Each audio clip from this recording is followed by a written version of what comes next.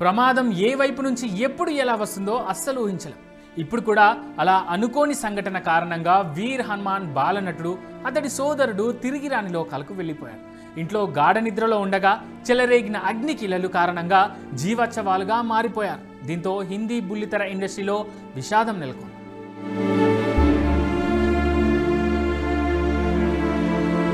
శ్రీమద్ రామాయణ్, వీర్ హనుమాన్ హిందీ సీరియల్స్లలో బాలనటుడిగా నటించాడు వీర్ శర్మ.